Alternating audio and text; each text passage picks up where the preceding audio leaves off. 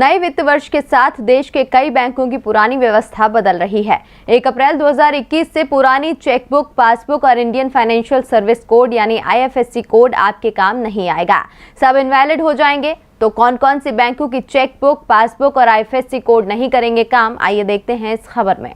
सरकार की निजीकरण और विनिवेश नीति के तहत बीते वर्ष में कई बैंकों का विलय दूसरे बैंकों में हो गया है। यही कारण है कि उन सभी बैंकों के सारे दस्तावेज बेकार हो जाएंगे, जिनका विलय 1 अप्रैल 2019 और 1 अप्रैल 2020 से प्रभावी हुआ है। ऐसे में समय रहते आप अगर पासबुक, चेकबुक अपडेट कर लेते हैं तो आप किसी भी तरह की परेशानी से बच जाएंगे। आपको बता दें कि देना bank, Vijaya bank, oriental bank of commerce, United bank of India, syndicate bank, Andhra bank, corporation bank और इलाहाबाद बैंक, इन बैंकों के विलय के बाद अब 31 मार्च के बाद से इनके पुराने चेकबुक नहीं चलेंगे। सरकार की विलय नीति के तहत देना बैंक और विजया बैंक का विलय बैंक ऑफ बड़ौदा में हो गया है। ये विलय 1 अप्रैल 2019 से प्रभाव में आया हुआ है। इसके अलावा ओरिएंटल बैंक ऑफ कॉमर्स और यूनाइटेड बैंक ऑफ इंडिया का विलय पंजाब नेशनल बैंक में हो गया है। वहीं सिंडिकेट बैंक का विलय केनरा बैंक में हुआ है। हालांकि इस विलय से फिलहाल सिंडिकेट बैंक और केनरा बैंक के ग्राहकों को थोड़ी राहत रहेगी। सिंडिकेट बैंक के ग्राहकों की मौजूदा चेकबुक 30 जून 2021 तक मान्य रहेगी। ग्राहकों को इसके बाद नई चेकबुक लेनी होगी।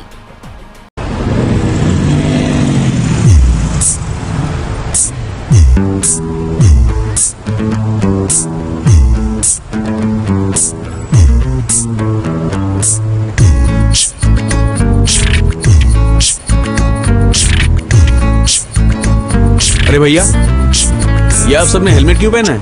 ये तो बाइक वाला हेलमेट है ना। अब आप नहीं पहन रहे तो सोचा हम ही पहन लेते हैं।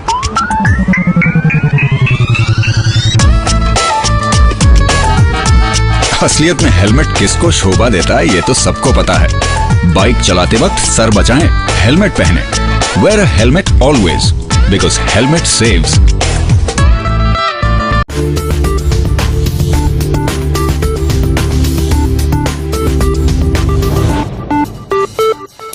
देश की राजधानी दिल्ली में कोरोना के मामले तेजी से बढ़ते जा रहे हैं।